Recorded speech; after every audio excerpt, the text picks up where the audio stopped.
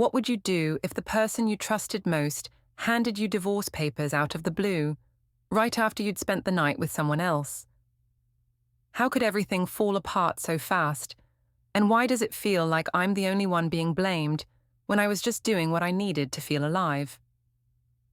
Before we dive deeper into this story, I have one small request. Please subscribe, drop a like, comment, and hit that hype button to boost this channel so more people can discover these incredible stories. I stared at the clock on my phone, 5:47 p.m. Jonah would be home any minute, probably with that hopeful smile he always wore when he talked about our family dinner plans. God, just thinking about it made my chest feel tight. Another evening of reheated leftovers, him asking about my day at the medical billing office, our 6-year-old daughter Caitlin chattering about kindergarten drama. And then what? Sitting on the couch watching some boring documentary while he dozed off by 9:30? I deserve more than this.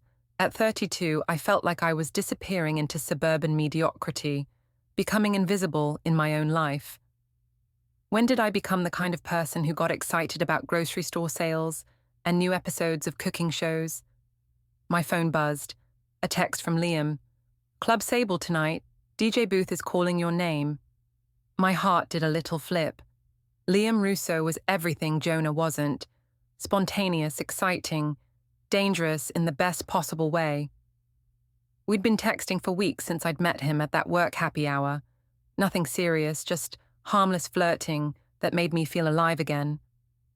The front door opened, and I heard Jonah's familiar footsteps in the hallway. "Tamsin, I'm home. I picked up that salmon you like from the market." I quickly typed back to Liam. "Maybe. Let me see what I can do." "Hey, babe." Jonah appeared in the kitchen doorway, grocery bags in hand, that same gentle smile I'd fallen for 10 years ago. At 35, he was still handsome in that quiet, dependable way. Brown hair slightly messy from work, kind eyes behind wire-rimmed glasses, wearing his usual button-down shirt and khakis. Safe, predictable, boring.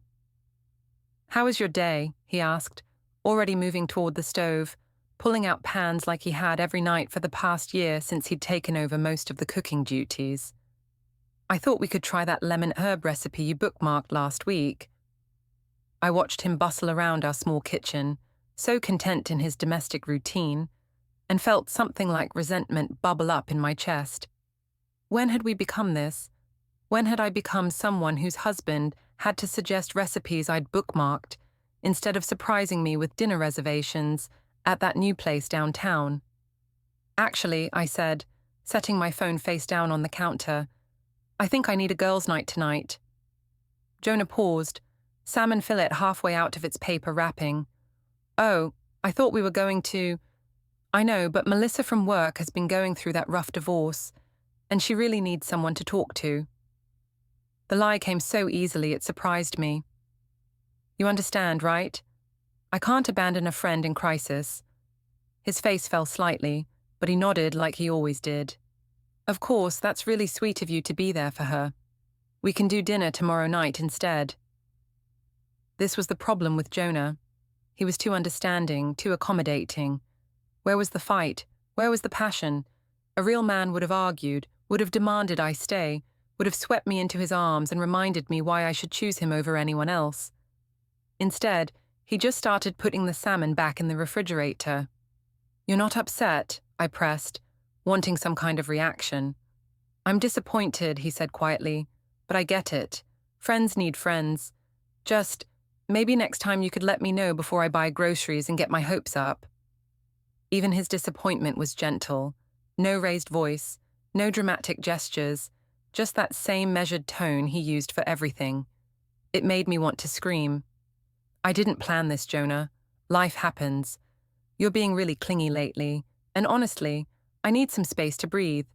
This is about my mental health." He flinched slightly at the word clingy, and I felt a small surge of satisfaction. Finally, a reaction. "I'm sorry if I've been—" "It's fine," I cut him off, already heading toward our bedroom to change. "I just need tonight, okay? To feel like myself again instead of just this." I gestured vaguely at our kitchen, our life, our marriage. My phone rang as I was pulling a black dress from the closet, the one Jonah had bought me for our anniversary last year, the one that hugged my curves in all the right places. The caller ID showed Mona Vane, Jonah's mother. I let it go to voicemail. 30 minutes later, I was transformed. Hair curled, makeup perfect, wearing heels that made my legs look incredible. I felt like the woman I used to be before marriage and motherhood had dulled my edges.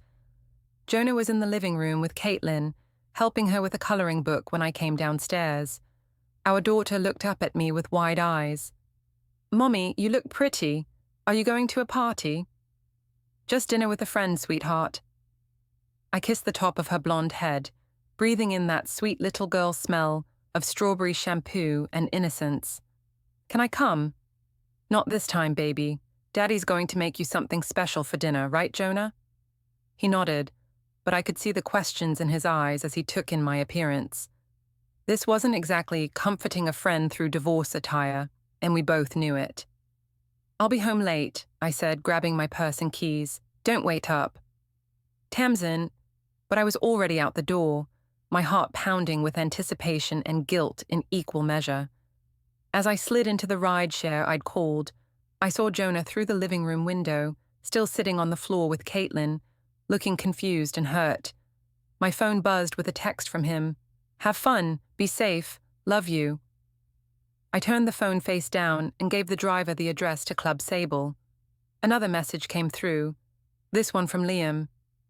"Can't wait to see you tonight. You won't regret this." As we pulled away from my house, from my husband making dinner alone, from my daughter who thought I looked pretty, from the life I'd built but somehow felt trapped in, I smiled to myself. For the first time in months, I felt truly alive. Club Sable pulsed with energy that seemed to flow directly into my bloodstream.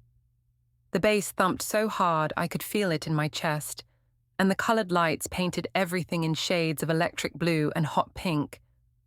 This was what I'd been missing, the thrill of possibility, the intoxicating feeling of being seen and desired. Liam spotted me immediately from his DJ booth, flashing that crooked smile that had first caught my attention weeks ago. At 29, he had the kind of effortless cool that Jonah had never possessed, dark hair that looked perfectly messy, tattoos peeking out from his rolled-up sleeves, and an energy that commanded attention without trying. He held up one finger, indicating he'd be down in a minute, and I made my way to the bar.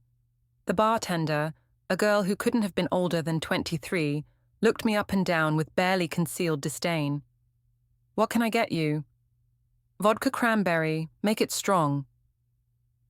As I waited for my drink, I caught my reflection in the mirror behind the bar. I looked good, better than good.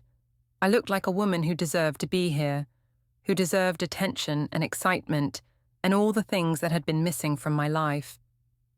My phone buzzed. Jonah again. "Hope you and Melissa are having a good talk. Give her my best." The guilt twisted in my stomach, but I pushed it down. This wasn't about hurting Jonah. This was about remembering who I was before I became just Jonah's wife and Caitlin's mom. I deserved to feel beautiful and wanted and alive. "Tamsin," Liam's voice cut through the music as he appeared beside me, sliding an arm around my waist like it was the most natural thing in the world. "You look absolutely stunning." His touch sent electricity through me that I hadn't felt in years. When was the last time Jonah had looked at me like I was something precious and exciting instead of just there? "Thank you," I said, leaning into him slightly. "This place is incredible." "Wait until you see the VIP section." His hand moved to the small of my back, guiding me through the crowd. "I've got a table reserved for after my set." We talked and flirted as he led me around the club, introducing me to people as his special friend. Each interaction made me feel more glamorous, more desirable. These people saw me as Tamsin the woman, not Tamsin the medical billing clerk who packed school lunches and worried about mortgage payments. Around 10 o'clock, my friend Jessica from work appeared at our table, clearly already several drinks in. "Tamsin." "Oh my God, you look amazing. Where's Jonah tonight?" "Home with Caitlin," I said, taking another sip of my third vodka cranberry. "He's being really controlling lately. Never lets me have fun. I finally had to put my foot down and tell him I needed a night out." It wasn't exactly true, but it felt true in the moment. Jonah's gentle disappointment, his quiet acceptance, his complete lack of fight, wasn't that a form of control? Making me feel guilty for wanting more than our mundane routine.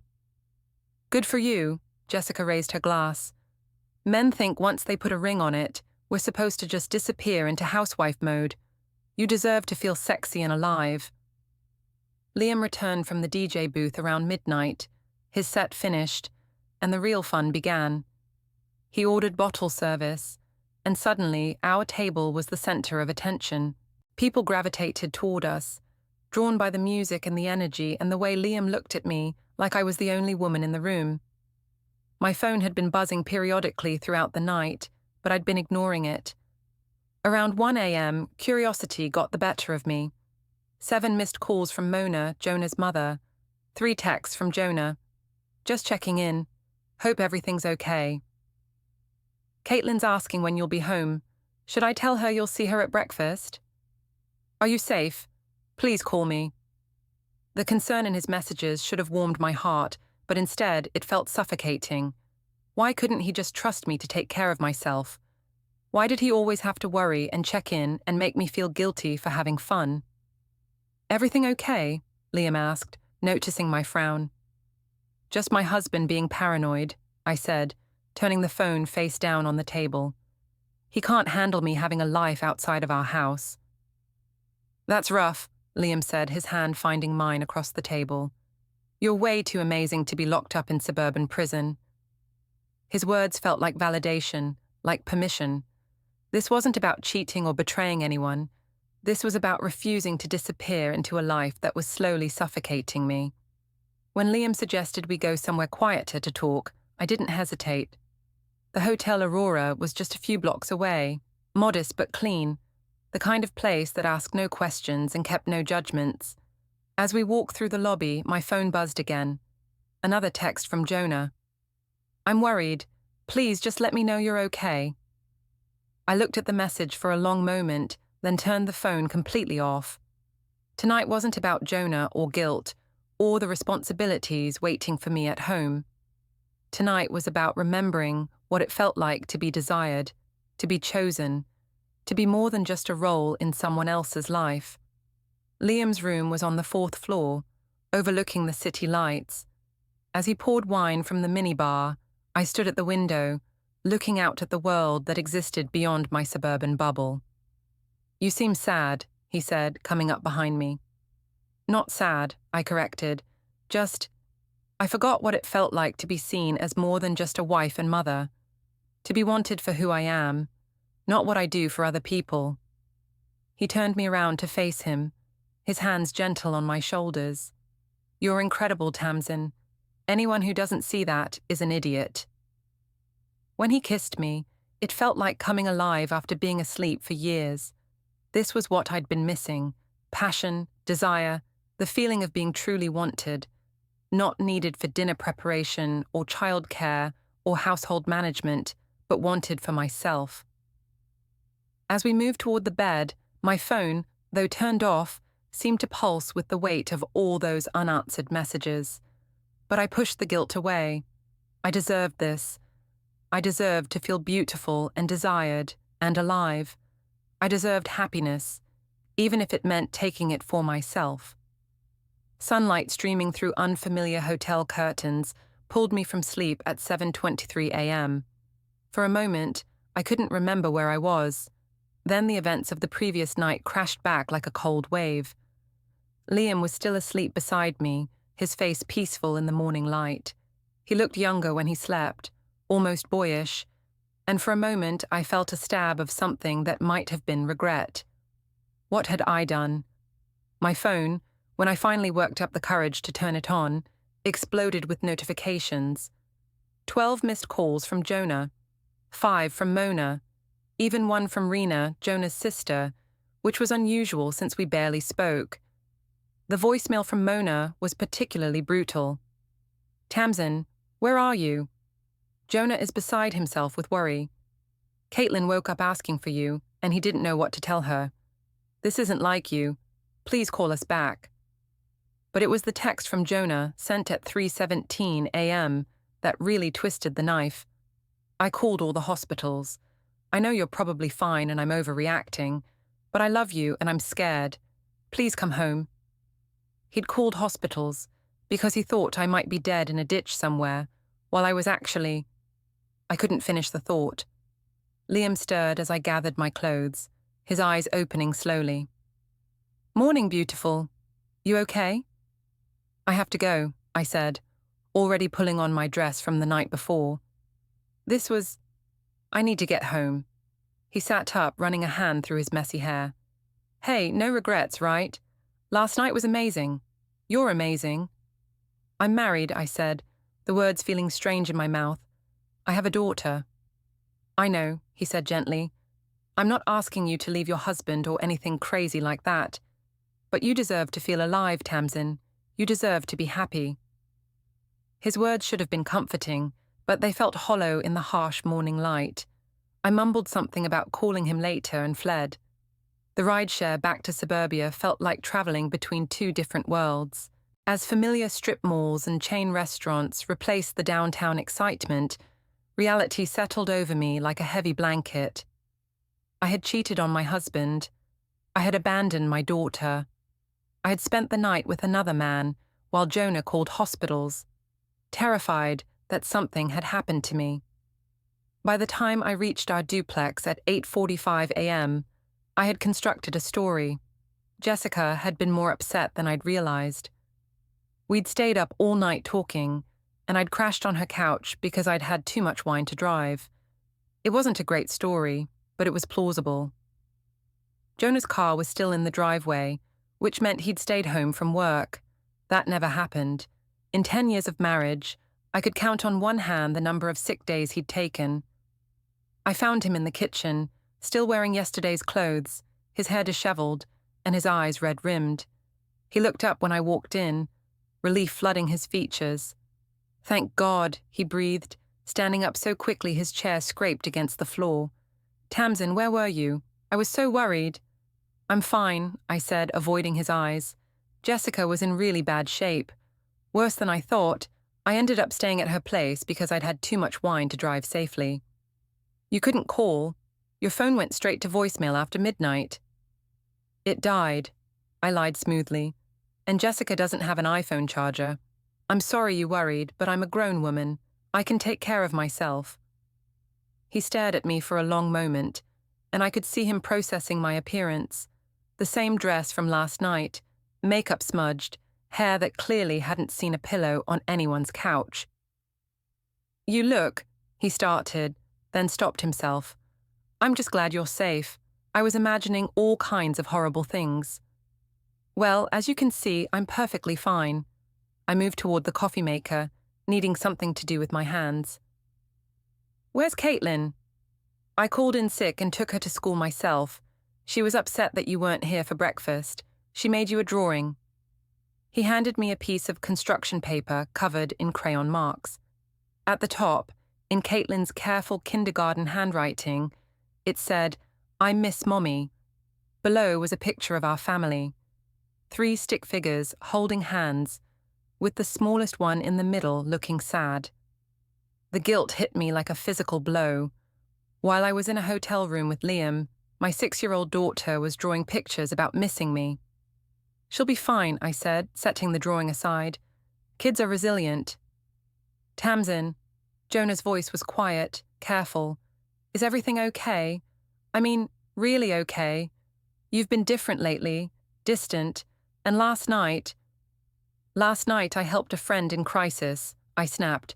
"I'm sorry if that inconvenienced your dinner plans, but sometimes being a good person means making sacrifices."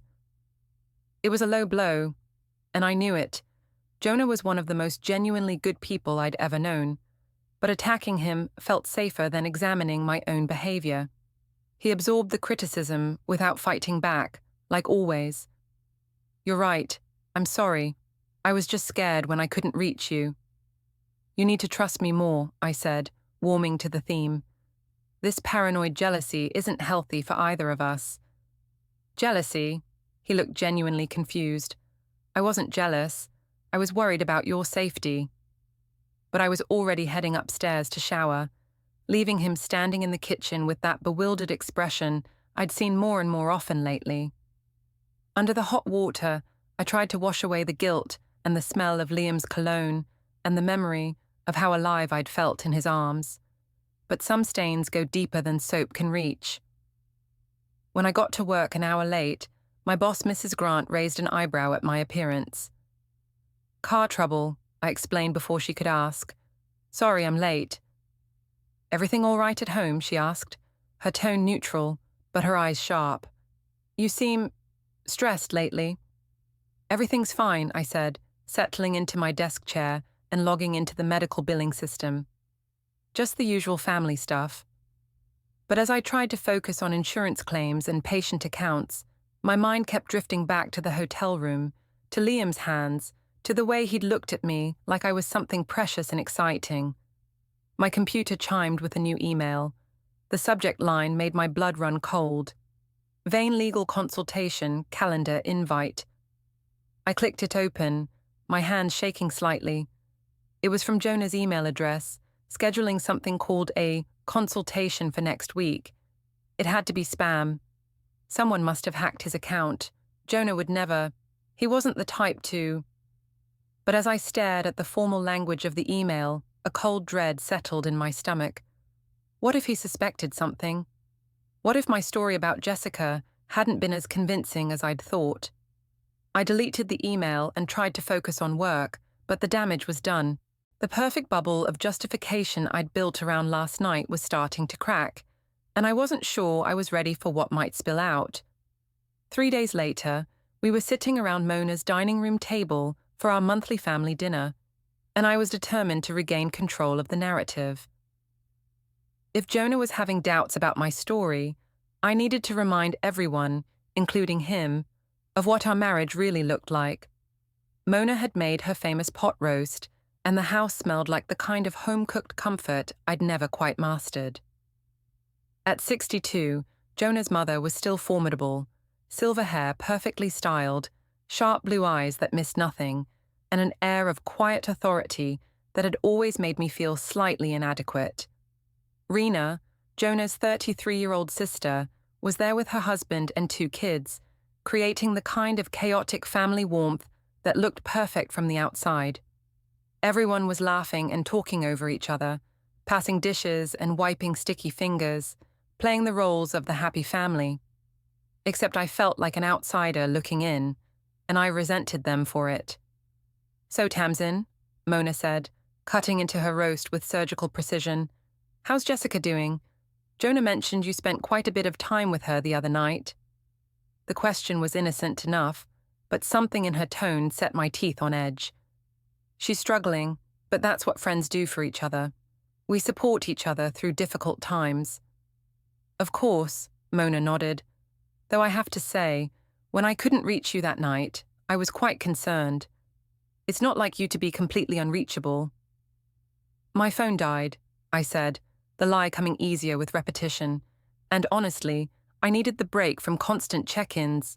Sometimes a woman needs space to breathe. I glanced meaningfully at Jonah, who was focused intently on cutting Caitlin's meat into smaller pieces. He'd been quiet all evening, speaking only when directly addressed, and his silence was starting to irritate me. Space is important, Rena chimed in, though her tone was carefully neutral. But so is communication, especially when you have a family. I have plenty of communication, I said, taking a larger sip of wine than necessary. What I don't have is enough fun in my life. When did we all become so serious and boring? The table went quiet for a moment. Even the kids seemed to sense the shift in atmosphere. I don't think we're boring, Mona said carefully. We're just grounded, responsible. Exactly, I said, gesturing with my wine glass. Responsible, predictable, safe. God, when did safe become the goal? When did we stop wanting adventure and passion and excitement? When we had children, Rena said quietly. When we made commitments to other people. So having a family means giving up who you are, means never feeling alive again. I could hear my voice getting louder, but I couldn't seem to stop myself. I'm 32 years old. I'm not ready to be dead inside just because I have a mortgage and a minivan. Jonah finally looked up from Caitlin's plate. Nobody's asking you to be dead inside. Aren't you? I turned to face him directly. When's the last time we did something spontaneous? When's the last time you looked at me like I was a woman instead of just the person who handles the grocery shopping? Tamsin, I feel like a single mom half the time anyway, I continued, the wine making me bold and reckless. At least if I actually was single, I'd have the freedom to live my life without constant guilt and judgment. The silence that followed was deafening. Caitlin looked between us with wide, confused eyes. Rena's husband suddenly became very interested in his mashed potatoes. Even the older kids had stopped chattering. Maybe we should talk about this at home, Jonah said quietly. Why? Because it's uncomfortable. Because it doesn't fit the perfect family image. I laughed, but it sounded bitter even to my own ears. This is real life, Jonah. This is what happens when two people grow apart, and one of them refuses to acknowledge it. Mona stood abruptly. I think I'll start clearing the dishes. I'll help, Rena said quickly, following her mother into the kitchen. As soon as they were gone, Jonah leaned forward. What is wrong with you tonight? You're embarrassing yourself. I'm embarrassing myself, I hissed. I'm the only one being honest about what our marriage actually looks like. When's the last time you initiated sex? When's the last time you planned a surprise date? When's the last time you made me feel like anything other than your roommate who happens to share your last name? He stared at me like I was a stranger. Is that really how you feel? It's how I've felt for months, I said. Maybe years. I've just been too polite to say it. I need some air, he said, standing up. I'm going to the store for ice cream for dessert. Running away again, I muttered, as he kissed Caitlin's head and grabbed his keys. That's your solution to everything. But he was already gone, leaving his phone on the kitchen counter next to his empty plate. In the kitchen, I found Mona and Rena loading the dishwasher in tense silence. Well, that was fun, I said, refilling my wine glass from the bottle on the counter. Tamsin, Rena turned to face me, her expression serious. What's really going on with you? What do you mean? I mean, you just humiliated my brother in front of his entire family, including his 6-year-old daughter. That's not like you. Maybe you don't know me as well as you think you do, I said. Maybe I'm tired of pretending everything is perfect when it's not.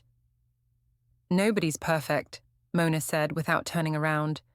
But some of us try to handle our problems with a little dignity. Dignity? I laughed. Is that what we're calling it when someone slowly suffocates in a marriage that stopped being passionate years ago? Passion isn't everything, Mona said, finally facing me. Loyalty is. Commitment is. Showing up for the people who depend on you is. Easy to say when you're not the one living it. I lived it for 37 years, Mona said quietly. Marriage isn't a romance novel, Tamsin. It's a choice you make every day, even when it's hard. Especially when it's hard. I was about to respond when my brother Aaron walked in through the back door. At 30, he was still the golden boy who could do no wrong in everyone's eyes, charming, successful, and completely on my side in any argument. What's all the tension about? He asked, immediately sensing the atmosphere. Just some family drama, I said. Your sister-in-law thinks I should be grateful for a husband who treats me like a piece of furniture. That's not what I said, Rena protested. Whoa, Aaron held up his hands. What happened to the happy family dinner?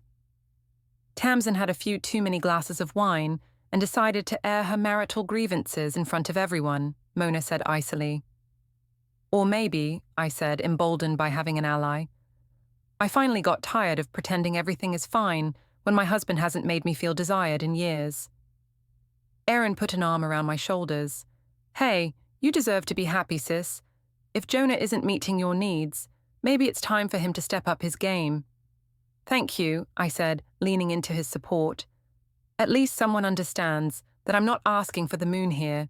I just want to feel alive in my own life. You want to feel alive? Mona turned to face me fully, her composure finally cracking. Try being grateful for what you have. Try appreciating a man who works 60 hours a week to provide for his family, who's never looked at another woman, who calls hospitals when he's worried about your safety. He called hospitals? Aaron asked. The other night when I was helping Jessica through her crisis, I explained. He completely overreacted when my phone died. Or maybe, Rena said quietly, he was scared because the woman he loves disappeared without a trace. I wasn't missing. I was with a friend. Were you? Mona asked, and something in her tone made my blood run cold.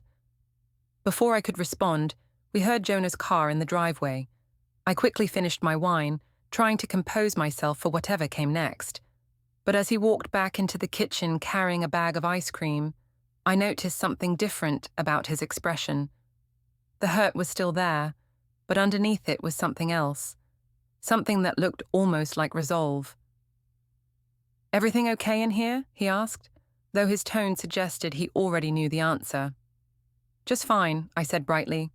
We were just talking about how important it is for married people to be honest with each other about their needs. He nodded slowly, his eyes moving from me to his phone still sitting on the counter, then back to me. Honesty, he repeated. Yes, I think that's going to be very important going forward. Something in his voice made me shiver, but I pushed the feeling away. I was in control here. I was finally speaking my truth, and if he couldn't handle it, that was his problem, not mine. Over the next 2 weeks, I noticed Jonah changing in subtle ways that both relieved and unsettled me. He stopped asking about my late nights at work. He stopped suggesting family activities for weekends. He became polite but distant, like a courteous roommate rather than a husband. At first, I told myself this was what I wanted: space to breathe, freedom from his constant attention and concern. When he didn't question my girls' night out the following Friday, I felt vindicated. See? He was finally learning to give me the independence I needed. I met Liam again, this time at a different hotel. The guilt was easier to manage the second time, the justifications more readily available. Jonah and I were essentially separated already, I told myself. We were just going through the motions for Caitlin's sake.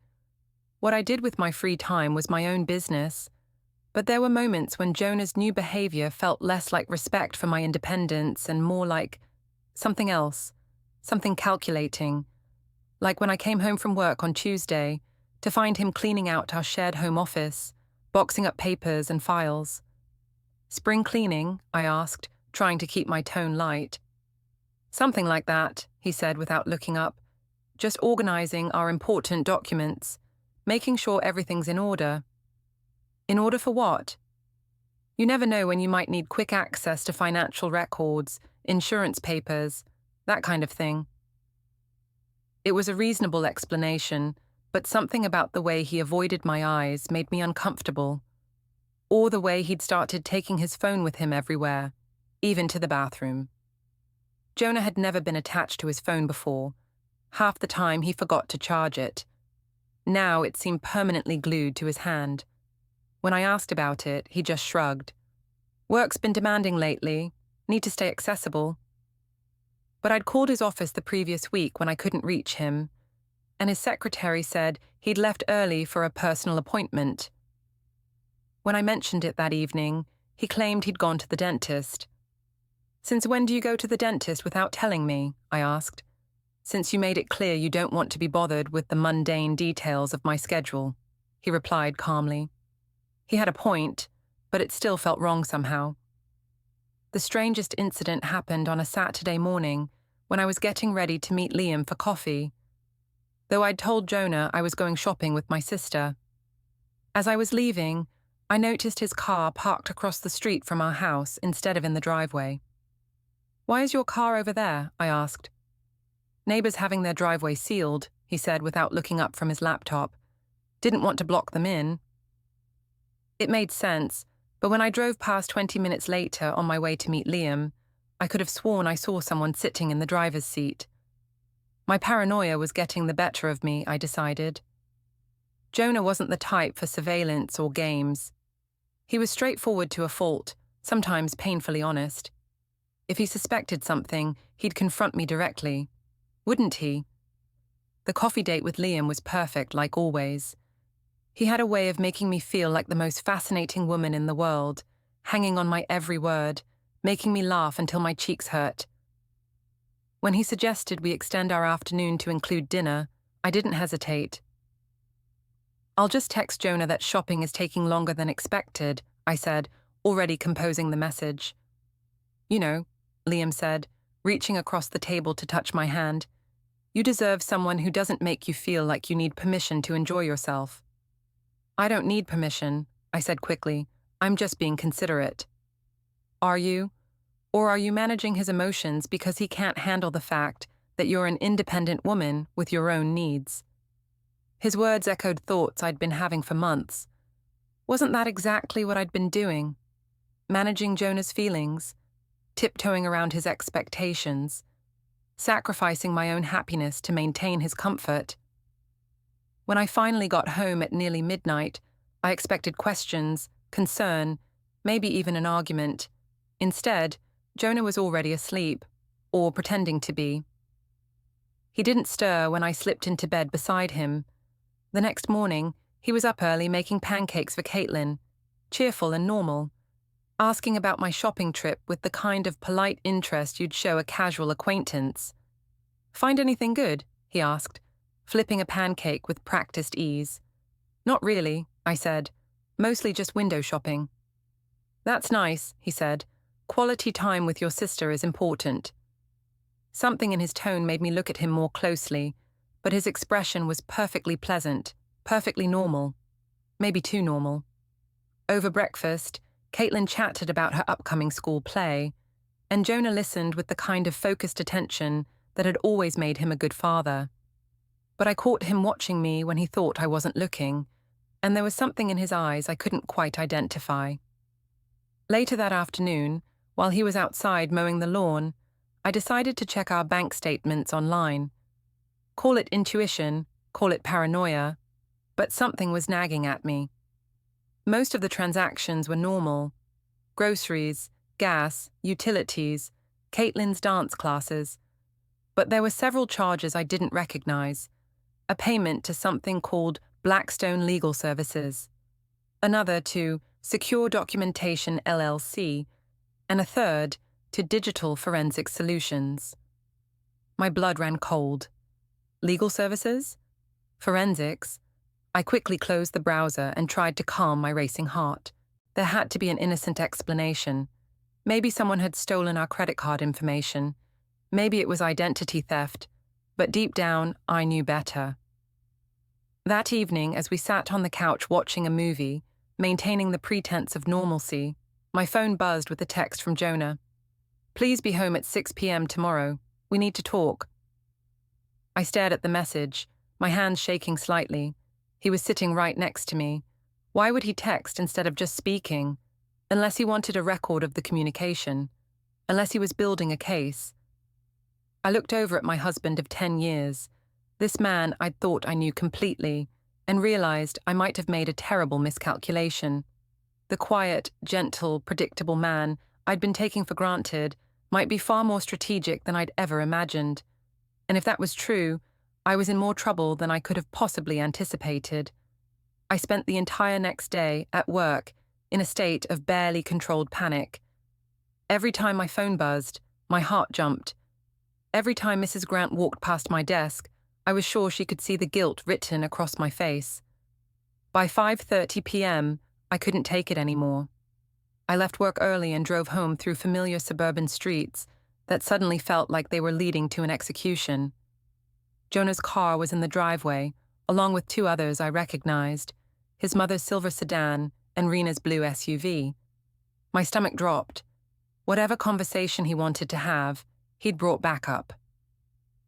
I sat in my car for a full 5 minutes, trying to compose myself. Maybe I was overreacting.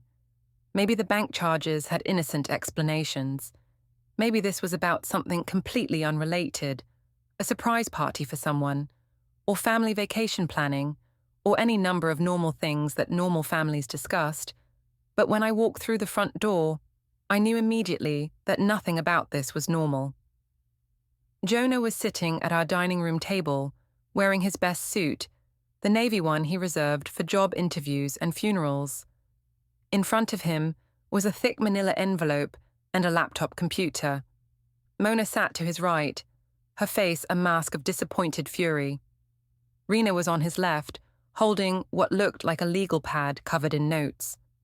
"Where's Caitlin?" I asked, my voice sounding strange in my own ears.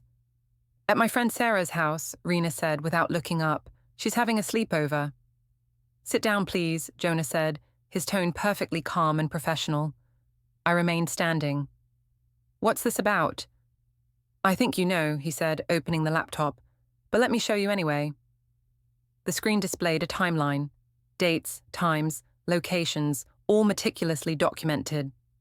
I saw my name next to entries like Club Sable, 11:47 p.m., and Hotel Aurora, 1:23 a.m., and Coffee Shop Downtown, 2:15 p.m. "I don't understand," I said, though of course I did. "3 weeks ago," Jonah continued in that same eerily calm voice, "you told me you were staying at Jessica's house because she was having a crisis. But Jessica was actually in Chicago that weekend, visiting her sister. I called her when I couldn't reach you." My mouth went dry. "2 weeks ago, you said you were shopping with your sister. But your sister was working a double shift at the hospital." "I know because I called her too, when you didn't come home until midnight." He clicked to the next screen, which showed bank transactions. "Hotel charges on nights when you claimed to be at friends' houses. Uber rides to locations you never mentioned. Credit card receipts from restaurants and bars during times when you said you were working late." "Jonah, I'm not finished." His voice never raised, never wavered. "I installed a dash cam in my car 3 weeks ago, the same car I've been parking across the street to document your actual activities." The laptop screen now showed grainy but unmistakable footage of me leaving Club Sable with Liam, his arm around my waist, both of us clearly intoxicated and intimate. "I also recorded our conversation at my mother's house," he continued, "the one where you complained about feeling like a single mother and questioned whether our marriage was worth saving. You said those things in front of our daughter, Tamsin." I looked around the table at 3 faces that showed varying degrees of disgust and disappointment. Even Rena, who had always been cordial, if not warm, looked at me like I was something she'd scraped off her shoe. "You've been building a case against me," I said, finally finding my voice. "I've been documenting the truth," Jonah corrected, "because I knew that when this moment came, you'd try to rewrite history. You'd try to make this my fault somehow." "This is my fault." The words exploded out of me. "You want to know why I went looking for someone else? Because you stopped seeing me, you stopped trying, you turned me into a roommate and then acted surprised when I wanted more." "I work 60 hours a week to provide for our family," he said, still in that maddeningly calm tone. "I took over most of the cooking and cleaning when you said you were too stressed. I planned date nights that you cancelled. I suggested marriage counseling that you refused. I did everything I could think of to save our marriage, and you responded by cheating on me." "It wasn't about you. It was exactly about me," he interrupted, and for the first time, there was emotion in his voice. "You made a choice to betray our vows, to lie to our daughter, to put our family at risk. And instead of taking responsibility, you're standing here trying to justify it." I looked at Mona, pleading, "This is one mistake. You can't destroy a family over one mistake." Mona's eyes were steel. "Multiple affairs. Abandoning your daughter.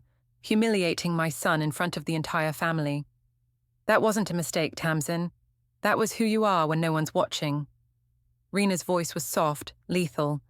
"Caitlin keeps asking why Mommy doesn't come home anymore." Jonah slid the papers across the table.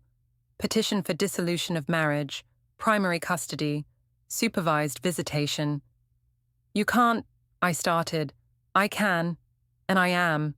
I begged. "Counseling, I'll change." Too late, he said. I can't trust a word you say. And I won't let Caitlin grow up thinking this is love. I looked for mercy. Found none. Jonah stood. You wanted to feel alive. Congratulations. You're about to feel everything. They walked out. The door shut with the smallest sound. For the first time in 10 years, the house was perfectly quiet. And I had no one to blame but the woman in the mirror